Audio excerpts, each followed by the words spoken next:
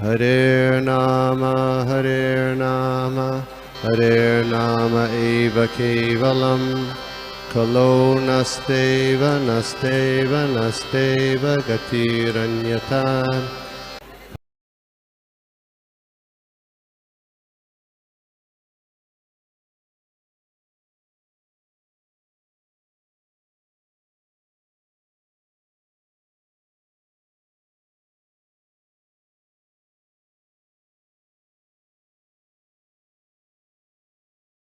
आधा कृपा कटाक्ष से शुरुआत करते हैं। मखेश्वरी देश्वरी राधेश्वरी सुरेश्वरी विवेद भारतीश्वरी रमाण शासनेश्वरी रमेश्वरी शमेश्वरी प्रमोदकानेश्वरी ब्रजेश्वरी ब्रजाधिपे श्रीराधिके नमोस्तुते श्रीराधिके नमोस्तुते विराधिके नमोस्तुते। नमो विष्णुपादाय कृष्णपृष्ठाय भूतले श्रीमते भक्तिवेदांत स्वामिनेति नामिने। नमस्ते सारस्वते देवे गौरवाणी प्रचारिणे निर्विशेष शून्यवादी पाश्चात्य देशतारिणे। ओम अज्ञानतिमिरान्धस्य ज्ञानाञ्जनशलाकया चक्षुरुन्मिलितं येन तस्मै श्रीगुरुवे नमः। ओम नमो भगवते वासुदेवाय। ओम नमो भगवते वासुदेवाय। ओम नमो भगवते वासुदेवाय। नारायणं नमस्कृत्यं नरं चैव नरोत्तमं। हरे कृष्ण कृष्ण कृष्ण हरे हरे राम हरे कृष्ण कृष्ण हरे हरे राम राम हरे हरे।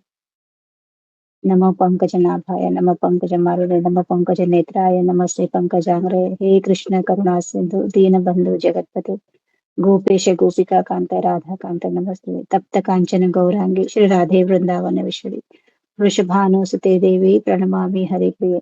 जय श्री कृष्ण चैतन्य प्रभु नित्यानंद श्री अद्वैत गदाधर श्रीवासादि गौर भक्तवृंद।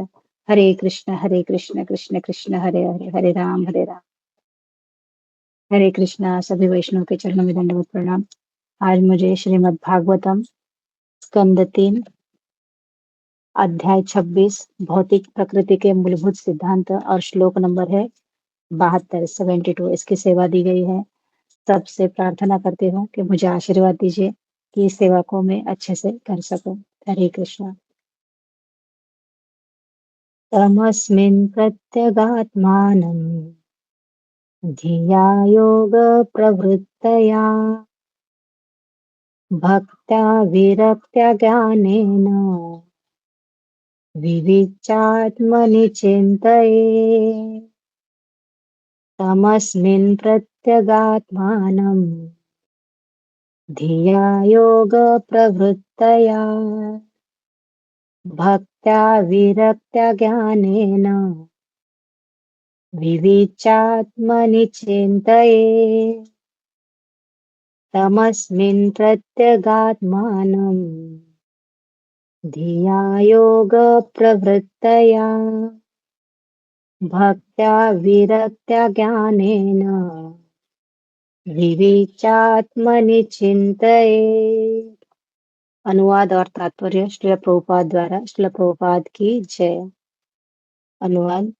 अतः मनुष्य को समर्पण वैराग्य तथा एकाग्र भक्तिमय सेवा के माध्यम से प्राप्त आध्यात्मिक ज्ञान में प्रगति करते हुए इसी शरीर में परमात्मा को विद्यमान समझकर उनका चिंतन करना चाहिए, यद्यपि वे इससे अलग रहते हैं। तात्पर्य। मनुष्य अपने भीतर परमात्मा का साक्षात्कार कर सकता है। वे मनुष्य के शरीर के भीतर रहते हैं, किंतु वे इस शरीर से अलग है अथवा इस शरीर से परे है। यद्यपि परमात्मा व्यष्टि आत्मा के साथ उस शरीर में आसीन है, किंतु शरीर में उनकी कोई आसक्ति नहीं रहती, जबकि आत्मा की होती है। अतएव मनुष्य को भक्तिमय सेवा के द्वारा इस भौतिक शरीर से अपने आप को विलग कर लेना चाहिए। यहाँ पर यह स्पष्ट उल्लेख है कि मनुष्य को परमेश्वर की भक्तिमय सेवा अर्थात भक्त्या करनी होती है। जैसा कि श्रीमद् भागवतम 1.2.7 में कहा गया है, वासुदेवे भगवती भक्ति योग प्रयोजितः। जब श्री वासुदेव अर्थात सर्वव्यापी भगवान श्री विष्णु की शुद्ध भक्ति से सेवा की जाती है, तो इस भौतिक जगत से तुरंत विरक्ति उत्पन्न होने लगती है। सांख्य दर्शन का उद्देश्य मनुष्य को भौतिक कल्मश से विलग करना है। पूर्ण पुरुषोत्तम भगवान की भक्तिमय सेवा करने मात्र से इस उद्देश्य की प्राप्ति हो जाती है। जब मनुष्य भौतिक संपत्ति की आसक्ति से विरक्त हो जाता है, तब वह अपना मन परमात्मा में केंद्रित कर सकता है। जब तक मन भौतिक पदार्थ की ओर भटकता रहता है, तब तक मन तथा बुद्धि को पूर्ण पुरुषोत्तम भगवान या उनके अंशरूप परमात्मा में केंद्रित कर पाना असंभव होता है। दूसरे शब्दों में, जब तक मनुष्य भौतिक संसार से विरक्त नहीं हो जाता, तब तक वह अपने मन तथा शक्ति को परमेश्वर में एकाग्र नहीं कर पाता। भौतिक जगत से विरक्त हो जाने के बाद ही मनुष्य परम सत्य का दिव्य ज्ञान प्राप्त कर सकता है। जब तक वह इंद्रिय भोग या सांसारिक भोग में उलझा रहता है, तब तक परम सत्य को समझ पाना संभव नहीं होता। श्रीमद् भगवद गीता 18.54 में भी इसकी पुष्टि की गई है। भौतिक कल्मश से मुक्त व्यक्ति प्रसन्न रहता है और भक्ति योग में प्रवेश कर सकता है तथा भक्ति योग के द्वारा मुक्त हो सकता है। श्रीमद् भागवतम के प्रथम स्कंद में कहा गया है कि मनुष्य भक्तिमय सेवा संपन्न करके प्रसन्न होता है और प्रसन्न रहने पर वह श्री भगवान का विज्ञान यानी कृष्ण भक्ति को समझ सकता है, अन्यथा ऐसा करना असंभव है। भौतिक प्रकृति के तत्वों का विश्लेषणात्मक अध्ययन तथा परमात्मा में मन को केंद्रित करना, यही सांख्य दर्शन का सार है। इस सांख्य योग की पूर्णावस्था परम सत्य की भक्तिमय सेवा रूपी सर्वोत्तम अवस्था में परिणित होती है। इस प्रकार श्रीमद् भागवतम के तृतीय स्कंद के अंतर्गत भौतिक प्रकृति के मूलभूत सिद्धांत नामक 26वें अध्याय के भक्ति वेदांत तात्पर्य पूर्ण हुए। हरे कृष्णा, धन्यवाद प्रणाम।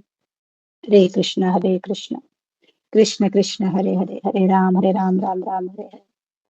तो कपिल मुनि माता देवहूति को सांख्य दर्शन के बारे में, भगवान के इस रचना के बारे में यहाँ पे वृत्तांत बता रहे हैं। तो इस अध्याय का ये आखिरी श्लोक है, बहुत महत्वपूर्ण है। कहते हैं ना, उस अध्याय का जो लास्ट वाला जो श्लोक होता है, वो उस अध्याय का सार होता है।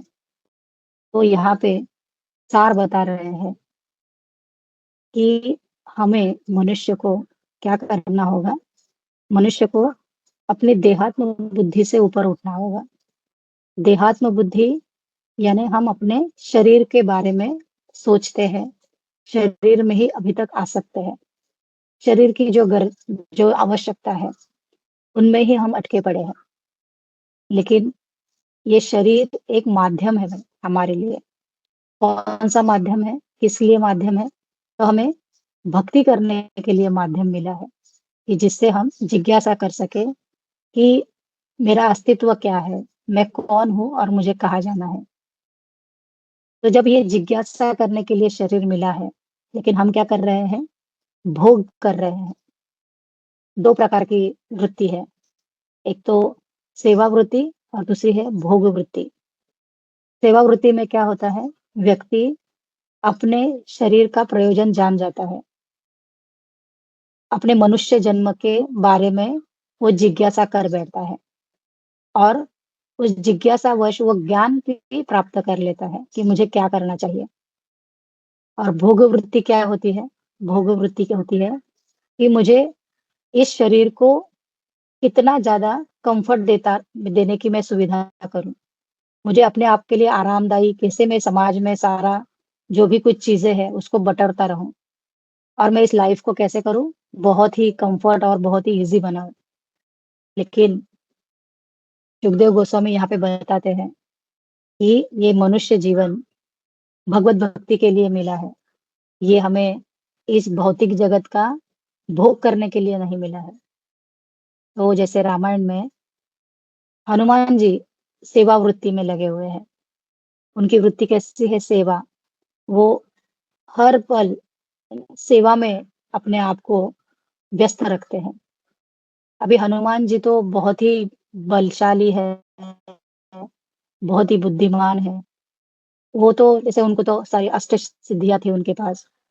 जामवन जी उनको अपने शक्ति का रियलाइजेशन करवाते हैं कि तुम आपके अंदर बहुत शक्ति है, और तभी हनुमान जी वो समंदर को पार करने का प्रण लेते हैं। तो ये हनुमान जी के लिए देखा जाए तो ये सारी तो उन्होंने अपने बल के ऊपर सारा कुछ कर दिया, है ना? लंका को पार करना, लंका में जाना, समंदर पार करना, फिर वहां पे जो बीच में बाधाएं आती है ना? वो राक्षसी आती है, मैनाक पर्वत आता है, इन सब से निपटना, ये सारे उनकी बुद्धि और बल का वहां पे पराक्रम है। लेकिन हनुमान जी के लिए सबसे डिफिकल्ट टास्क ये था कि माता सीता का विश्वास जीतना। क्योंकि माता सीता वो जब अशोक वाटिका में थी, तो वहां पे रावण ने भी प्रभु श्री राम का अवतार में आके उनको, है ना, उनका मनोभंग करना चाहा था। तो ऐसे में अभी माता सीता को कैसे विश्वास दिलाया जाए कि हनुमान जी प्रभु श्री राम की ओर से आए हैं? तो ये बहुत बड़ा डिफिकल्ट टास्क हनुमान जी के लिए था कि किसी का वो विश्वास फिर से जीतना है, हासिल करना है। और प्रभु हनुमान जी माता सीता का ये विश्वास भी पुनः संपादन कर पाते हैं। तो ये सेवा वृत्ति है कि मुझे मेरे प्रभु की सेवा करनी है। तो जो भी, है ना, जो भी बन सके मुझे उस काम को कैसे भी पूर्ण करना ही है। और इसके अपोजिट में है रावण। रावण क्या है? भोग वृत्ति है। रावण माता सीता का भोग करना चाहते थे। तो भोग करने के लिए अपहरण कर लिया। अपहरण करने के बाद उनको वाटिका में रखा, सारे राक्षसों के घेरे में रखा, और इच्छा क्या है? माता सीता का भोग करने की इच्छा है। तो ये है भोग प्रवृत्ति। तो अंत क्या हुआ भोग प्रवृत्ति का? सर्वनाश। सब कुछ, रावण अपना सब कुछ गवा बैठा। अपना वैभव, अपनी शक्ति, अपनी बुद्धि, सब कुछ। वो रावण ने किसी की भी बात नहीं मानी, अपनी पत्नी की नहीं, अपने बेटे की नहीं, अपने भाइयों की नहीं। तो अंत में क्या है? ये भोग वृत्ति है, वो अंत में सब कुछ आपसे छीन लेती है।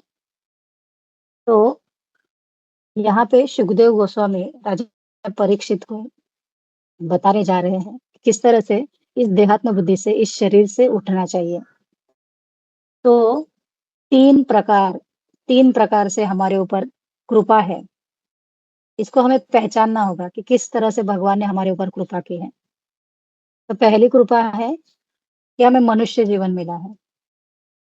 ये मनुष्य जीवन मिला है जिसमें हम बुद्धि का वापर करके हम सोच सकते हैं, हर चीज के बारे में ज्ञान संपादन कर सकते हैं। फिर दूसरी कृपा हमारे ऊपर हुई है कि हम प्रामाणिक गुरु के आश्रय में हैं। हम प्रामाणिक गुरु से दीक्षित हैं। तो ये तो बहुत बड़ी कृपा हो गई भगवान की कि एक तो मनुष्य जीवन, उस मनुष्य जीवन में एक प्रामाणिक संप्रदाय से, प्रामाणिक गुरु से हम दीक्षित हो गए। इसका मतलब क्या हो गया कि हमें भगवान के निकट पहुंचने का एक मार्ग मिल गया गुरु के माध्यम से। वो शक्ति कौन प्रदान करेंगे? वो शक्ति गुरु प्रदान करेंगे। अभी तीसरी कृपा है भगवत प्रेम। तो ये तीसरी कृपा हमें मिलती भी है, हमें मिलती भी है, लेकिन हम समझ नहीं पाते। तो हमारे सभी के जीवन में है ये, हमारे सभी के, आपके पास है ना, हमारे पास है, सबके पास है। लेकिन ये तीसरी कृपा को ना हम बहुत लाइटली ले लेते हैं, इस भगवत प्रेम को। तो मैं अभी आप सबसे पूछना चाहूँगी कि हमें भगवत प्रेम मिला है, ये कैसे आप समझ सकते हैं? आपको क्या लगता है कि भगवत प्रेम मिला है, इसका क्या सिग्निफिकेंस हो सकता है?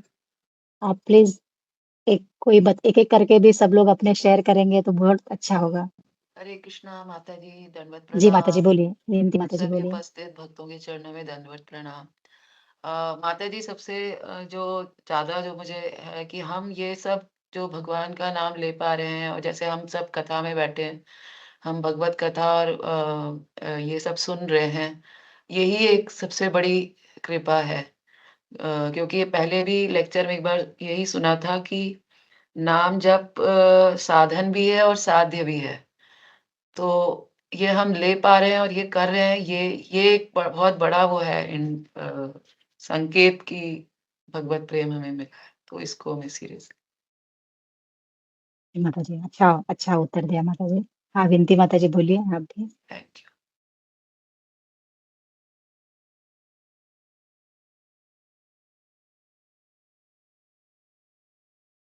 वैची माताजी। Hare Krishna, Mataji. More or less the same point, Mataji. Because वो books इतना सारा है, at least my own example, 3 साल के पहले all भौतिक books, मेरा इतना बड़ा library है, that was my interest. अभी मैंने सब छोड़ दिया because the only thing that I'm interested is Bhagavad Gita या भागवतम में जो कुछ books यहाँ वो इस्कॉन में मिल रहा है या भगवान related वही books वही interest माता जी सबके लिए ये फैसिलिटी है जो कुछ चाहिए वो इस साइड से इस साइड आ सकते हैं पर भगवान की कृपा से ही हम इतना दिलचस्प या इंटरेस्ट हम ले सकते हैं नहीं तो एज अवंती माता जी ऑल्सो pointed out ये classes we wait for the classes वो भगवान का कृपा है that's why we are in this path माता जी so that is भगवान का mercy हुँ, हरे कृष्णा जय हरे कृष्णा, धन्यवाद प्रणाम। और वो सब लोग अपने-अपने कुछ बात बताइए। अच्छे पॉइंट्स निकल आ रहे हैं, अच्छा लग रहा है। जी, बोलिए। जय माता जी, बोलिए। हरे कृष्णा माता जी, धन्यवाद प्रणाम। बहुत ही दिनों के बाद माता जी मौका मिला मुझे आने के, हेल्थ इश्यूज की वजह से आपका क्लास देख के धन्य हो गए। माता जी ये जो अभी प्रश्न है कि कैसे हमें पता चलता है कि कृपा है भगवान की, तो सबसे बड़ी बात तो भक्तों का संग हमें मिल जाना।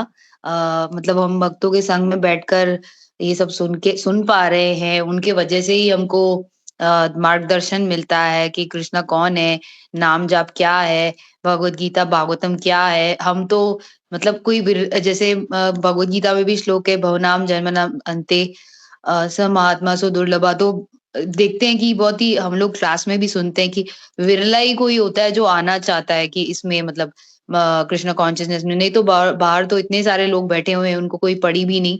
लेकिन बहुत ही विरले लोग होते हैं, तो ये भक्तों की कृपा है, तो हमें वो ही भक्तों की कृपा से हमें समझना चाहिए कि भगवान की कृपा है, इसीलिए हमें ऐसे भक्त मिल गए कि हम इस पथ पे आ सके माता जी। हरे कृष्ण। हरे कृष्णा, धन्यवाद प्रणाम माता जी, धन्यवाद प्रणाम। और कोई बताना चाहेगा? सबके अच्छे-अच्छे हरे उत्तर आ रहे हैं। जी, हरे कृष्णा प्रभु, हरे धन्यवाद प्रणाम। कृष्ण।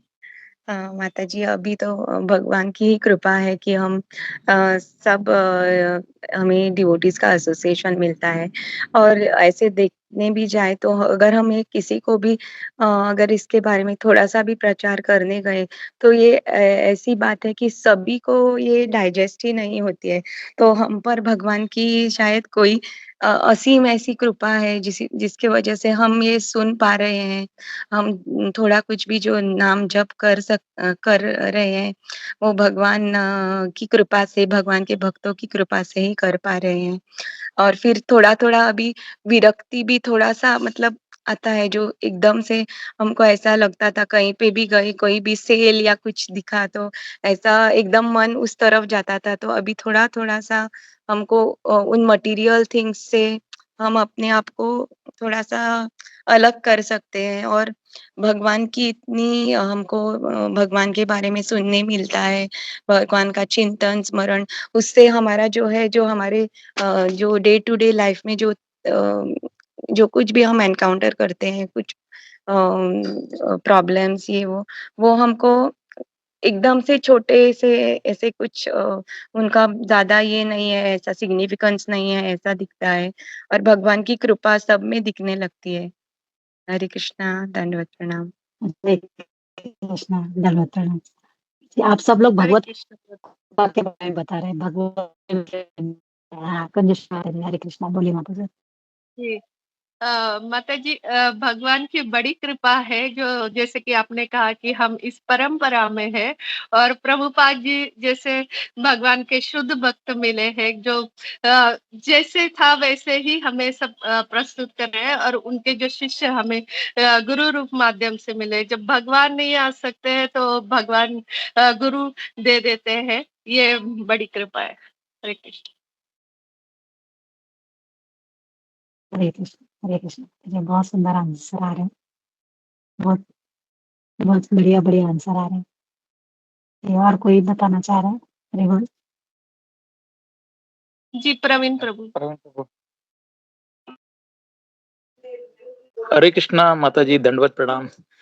भगवान की कृपा का सबसे बड़ा मेरे हिसाब से सबूत ये है कि हम लोग रोज सुबह उठ के जो सूरज देख रहे हैं, सृष्टि का जो जो सब कुछ है, क्रिएशन है, वो हम लोग देख रहे हैं। मेरे हिसाब से मुझे लगता है भगवान की कृपा का सबसे बड़ा सबूत यही है। हरे बोल, हरे बोल। हरे कृष्णा। अच्छा, सबने कृपा के बारे में बताया है ना, भगवान की कृपा। और मैं बोलना चाह रही हूँ भगवत प्रेम। ये कृपा तो है ना, कृपा गुरु महाराज, हमारे परंपरा, है, जैसे सभी लोग बता रहे हैं, सभी डिवोटीज बता रहे हैं।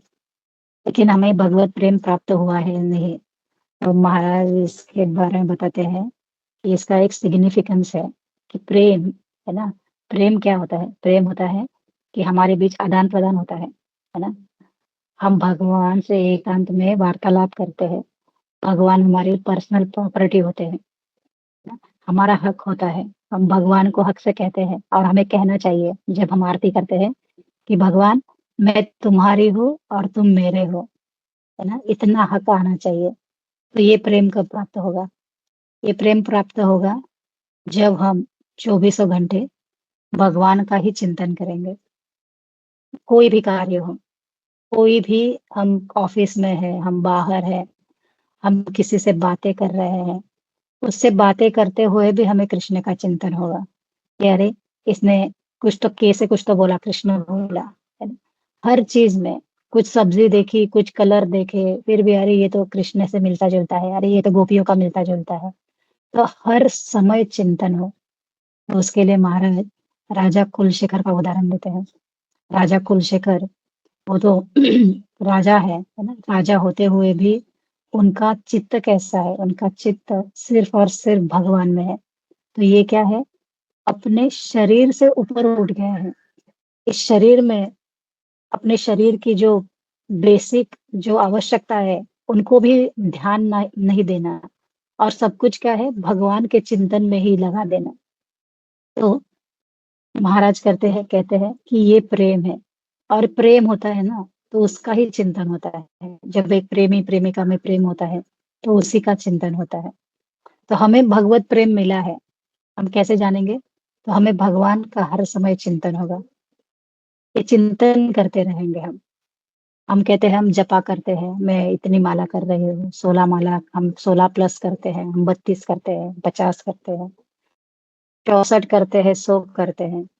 लेकिन महाराज बताते हैं कि हम आज भी माला जपना सीख रहे हैं, है ना, क्योंकि हमारा मन ना बार बार भटक रहा है।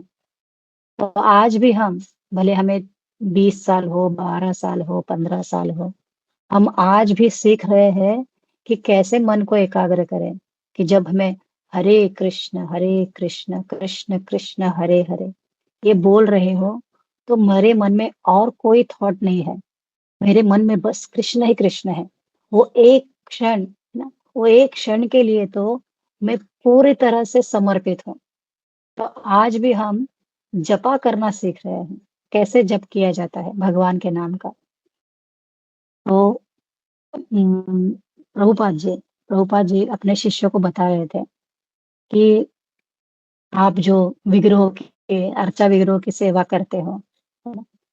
तो ये अर्चा विग्रह की सेवा जो हम हमारे घर में भी हम जो परंपरा से अभी हम लोग कर रहे हैं, तो प्रभुपाद बताते हैं कि ये अर्चा विग्रहों की जो सेवा आप कर रहे हो, ये आपके विग्रह नहीं है, ये विग्रह हमारे गुरु के हैं, प्रभुपाद जी के हैं।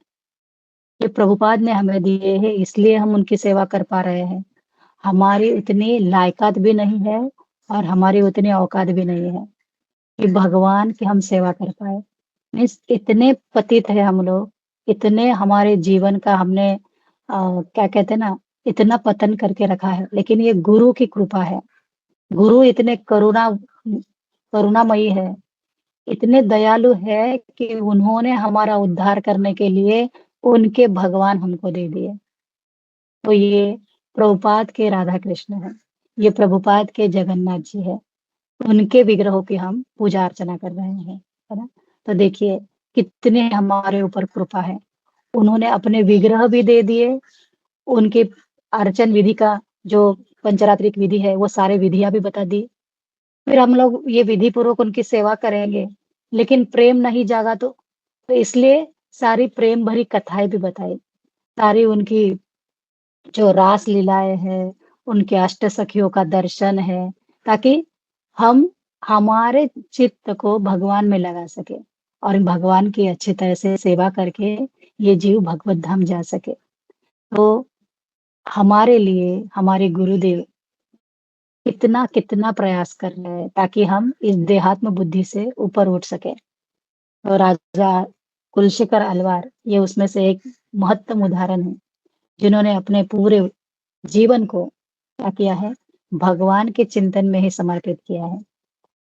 उनकी कहानी तो आप सभी लोग जानते ही हैं, किस तरह से वो प्रभु श्री राम के प्रति बहुत आकर्षित थे और जब भी कोई युद्ध की बात छिड़ जाए तो वो अपनी पूरी सेना लेके चले जाते थे और उनके जो सारे सैनिक थे, प्रधानमंत्री थे, वो ऐसे परेशान हो गए थे कि बार-बार युद्ध के लिए निकलना पड़ता था।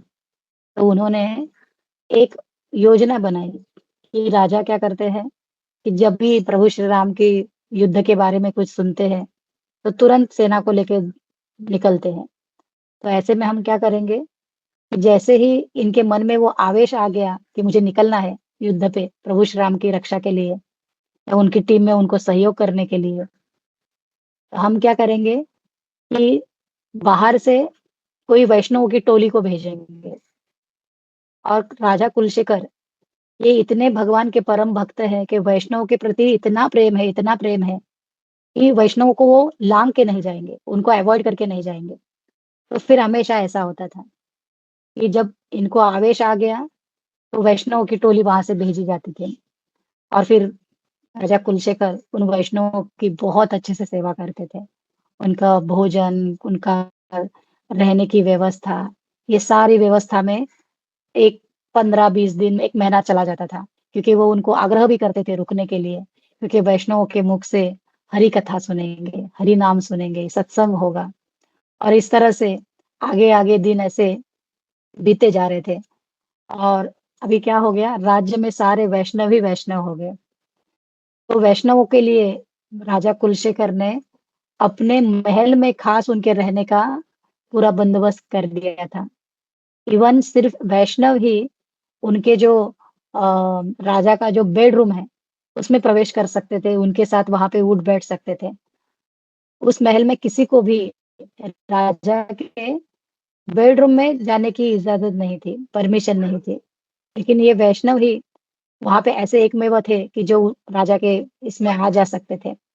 तो राजा के जो वहाँ पे प्रधानमंत्री वगैरह थे, वो बड़े होता है ना जेलसी, ईर्ष्या हो जाती है उनको कि हम इतने सालों से इस राज्य का कारोबार सँभाल रहे हैं, लेकिन हमें तो कभी राजा के बेडरूम में जाने का कभी मौका नहीं मिला और वहाँ पे तिजोरी थी राजा के बेडरूम में, जहाँ पे सारा खज़ाना वगैरह हुआ करता था।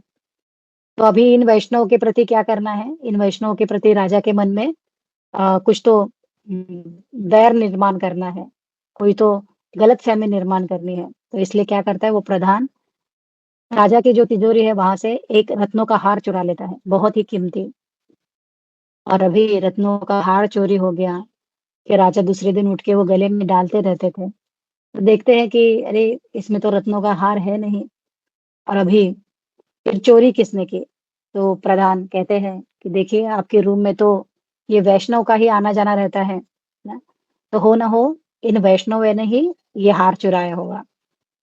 तो राजा कुलशेखर तो इस बात से टोटली डिसएग्री होते हैं कि ये असंभव है, ऐसा हो ही नहीं सकता। ये वैष्णव, ये भगवान के प्रतिनिधि है, ये ऐसे कार्य कर ही नहीं सकते।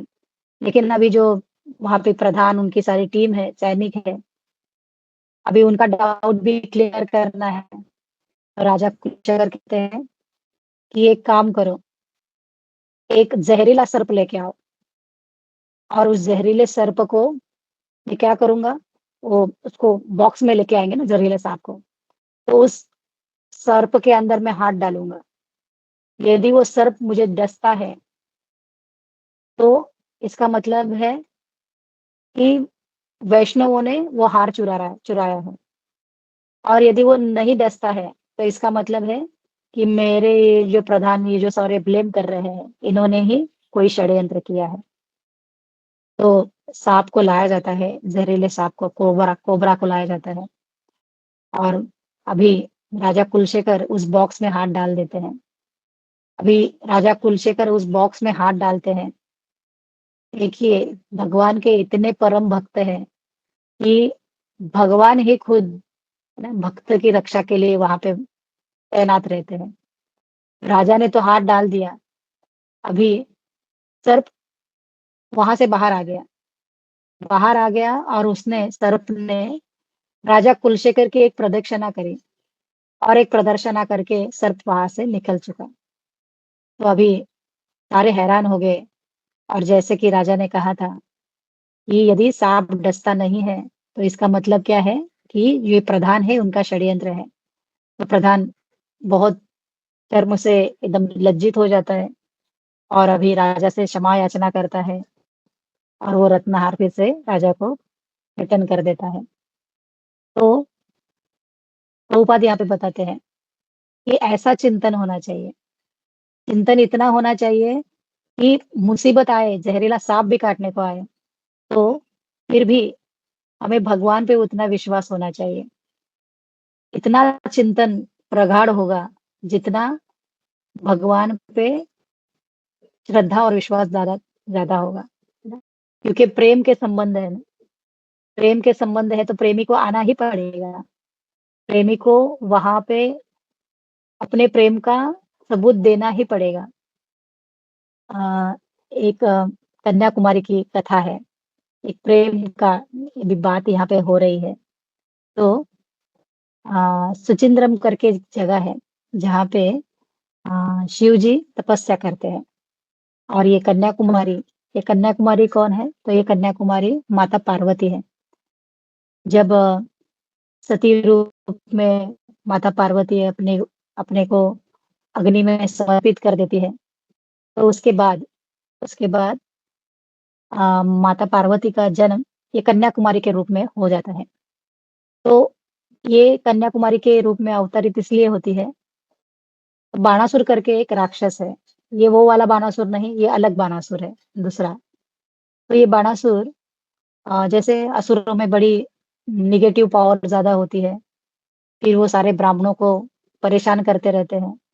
तो वैसे ही वो ब्राह्मण बहुत ज़्यादा ग्रसित हो चुके थे, परेशान हो चुके थे इस बानासुर की परेशानियों से, क्योंकि उनके यज्ञ में विघ्न डालने का काम ये बानासुर करता था। उसको बड़ा आनंद आता था, ब्राह्मणों के यज्ञ को असफल करने में। तो ये सारे ब्राह्मण यज्ञ से भगवान को प्रसन्न करते हैं, और कहते हैं कि इस बानासुर के लिए कोई तो प्रयोजन कीजिए, ये हमारे सारे जो संकल्प है उसको पूरा नहीं होने देता। तो अभी ब्रह्मा जी बानासुर के पास जाते हैं, और बानासुर बानासुर को वरदान रूप में, अभी बानासुर इतना शक्तिशाली है, इतना पावरफुल है, तो वो वरदान में माँगता है कि मेरी कभी मृत्यु नहीं होनी चाहिए, जैसे हिरण्यकशिपु कहता है। तो अभी ब्रह्मा जी हिरण्यकशिपु के वजह से थोड़ा-सा अलर्ट हो चुके थे कि एक को तो वरदान दिया था।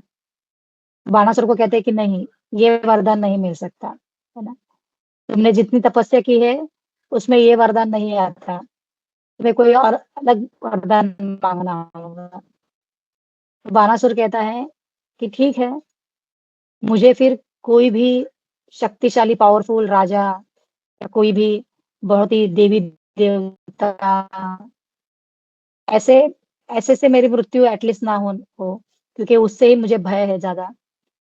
तो यदि मेरी मृत्यु होनी है, तो कोई एक बालिका, एक छोटी कन्या, उससे मेरा वध हो सकता है, इस तरह से। तो बानासुर ये प्रयोजन इसलिए करता है कि उसके मन में ये बात आती है कि एक छोटी-सी बालिका क्या मेरा बिगाड़ लेगी, है ना? मैं तो इतना पावरफुल हूँ और एक बालिका मेरे मृत्यु का कारण नहीं हो सकते। तो ब्रह्मा जी वरदान दे देते हैं कि ठीक है, तथास्तु। और अभी जब बानासुर का वध एक बालिका से होने वाला है, ये ब्राह्मणों को पता चलता है, तो ब्राह्मण क्या करते हैं? ब्राह्मण विशेष यज्ञ शुरू करते हैं।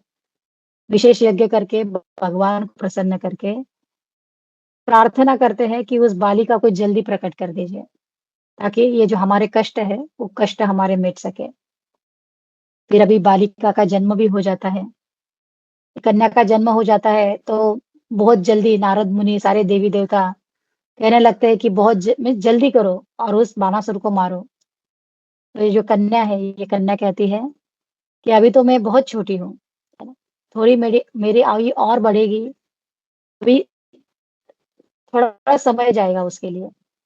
और अभी ये कन्या, उसकी आयु बढ़ती रहती है और यहाँ पे सुचिंद्र पर्वत पे शिव जी तपस्या कर रहे हैं और ये बालिका जो है, वो ये जो कन्या है, अभी कन्या हो गई है, तो ये कन्या शिव जी से आकृष्ट हो जाती है और शिव जी भी इस कन्या से आकृष्ट हो जाते हैं। तो अभी इनको विवाह करने की इच्छा होती है। शिव जी चाहते हैं कि मैं इस कन्या से विवाह करूँ, क्योंकि वो तो सती है, उनकी पूर्व जन्म की पत्नी। तो अभी विवाह करने का सारा मुहूर्त वगैरह सब निकल आता है।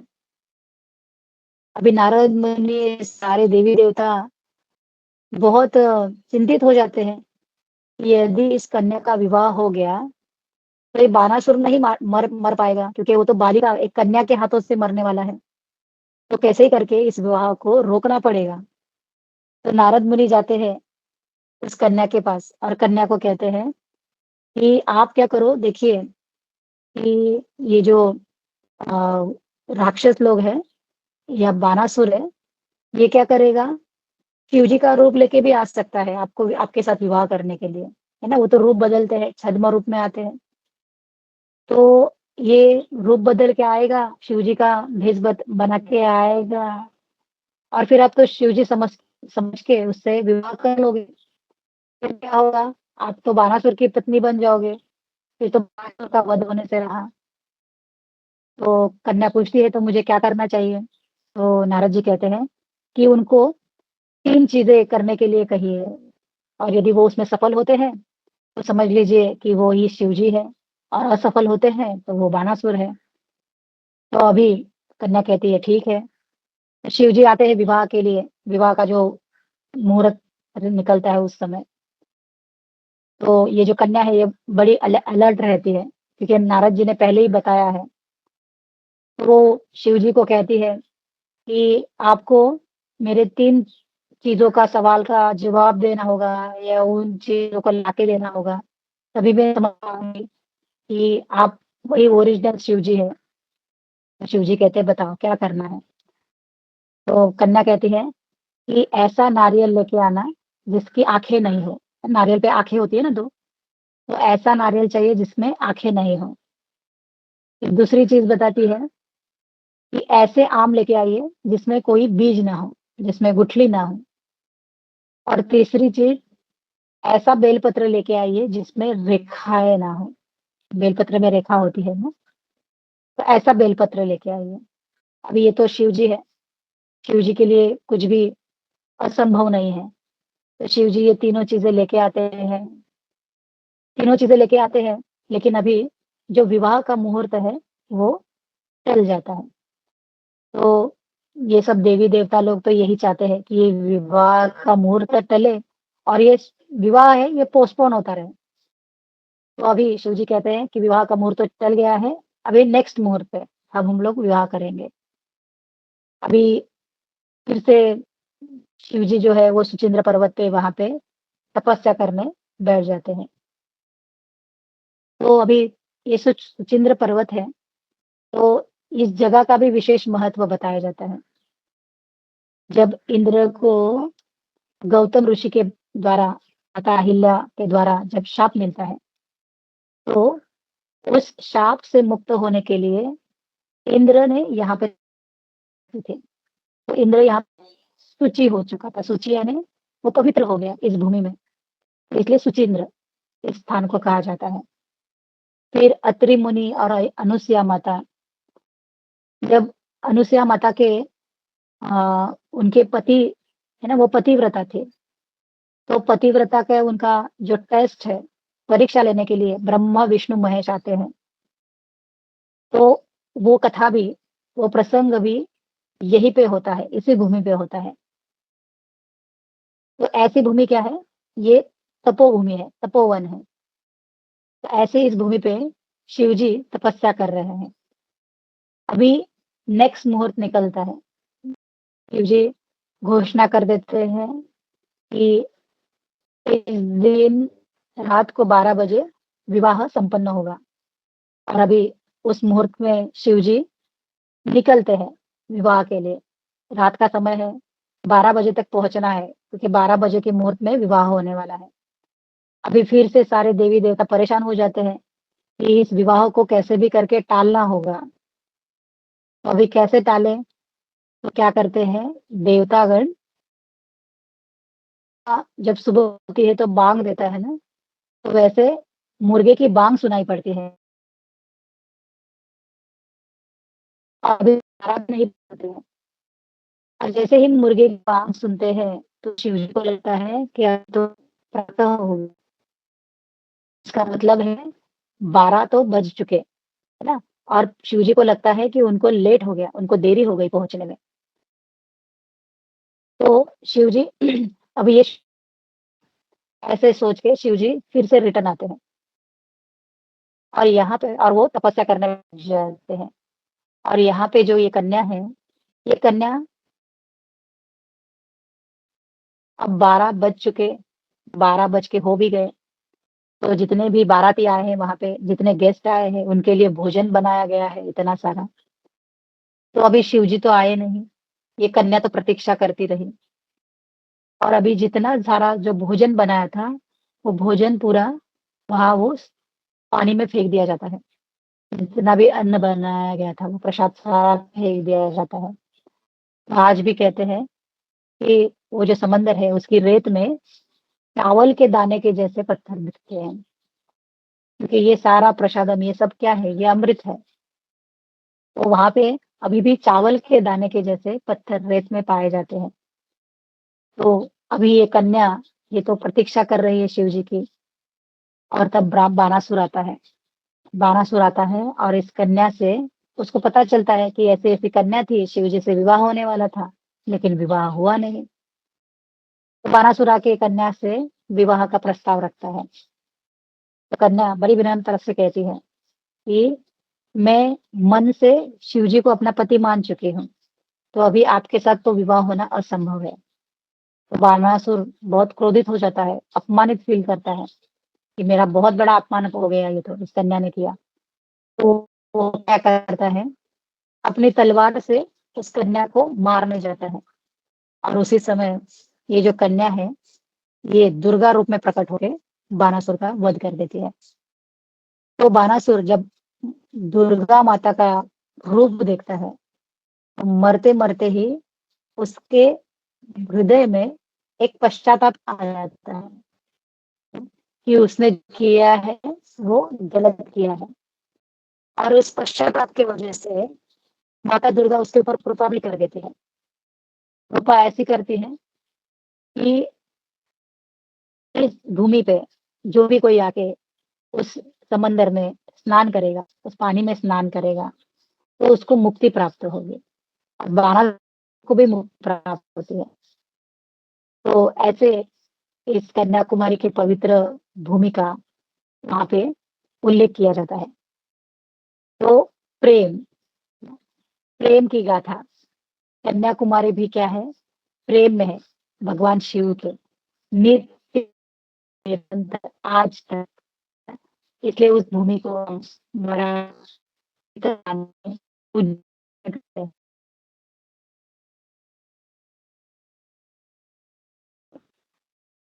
भगवान तो हम अपनी बाजू की शेयर कर दिए, हम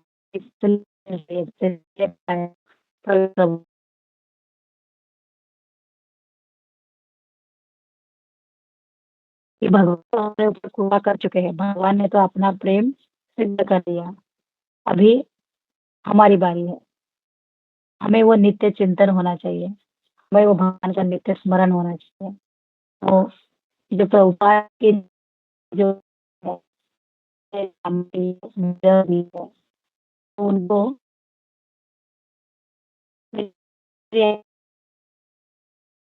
अभी आ रही है ठीक से प्रभु जी? हरि बोल। तो प्रभुपाद जी के जो विग्रह है, तो हमें वो हमारे गुरु का प्रसाद समझ के, हमें उनसे मिला हुआ ये उपहार समझ के, हमें उन उग्र विग्रहों का विधि पूर्वक उनसे, प्रेम पूर्वक उनसे हमें क्या करना है? उनकी सेवा करनी है, क्योंकि ये हमारे गुरु ने साक्षात्कार किए हुए कृष्ण है। हमारे गुरु को जिन्होंने दर्शन दिए हैं वो कृष्ण है। हमारे गुरु जिनसे आदान प्रदान करते हैं प्रेम का, वो कृष्ण हमारे जीवन में हमारे गुरु ने दिए हैं। तो कितना महंगा गिफ्ट, कितना महंगा तोहफा इस मनुष्य जीवन में हमारी परंपरा, हमारे प्रभुपाद हमारे लिए छोड़ गए हैं। तो हमें बस भगवान की सेवा में ही अभी इस जीवन को लगाना चाहिए। तो यही भाव होना चाहिए कि ये मेरे गुरु के कृष्ण है और मुझे इनका ध्यान रखना है, इनकी मुझे सेवा करनी है। तो बस मैं मेरी वाणी को यहीं पे विराम दूंगी। जो भी मेरे से त्रुटियां हुई होगी तो उसके लिए क्षमा कीजिए, और जो भी कुछ आपको अच्छा लगा होगा वो सारी गुरुदेव की कृपा है। All glories to Gurudev, all glories to Gurudev, all glories to गुरुदेव। जगत गुरु श्री प्रभुपाद की जय। हरे कृष्णा। धन्यवाद, प्रणाम सभी को।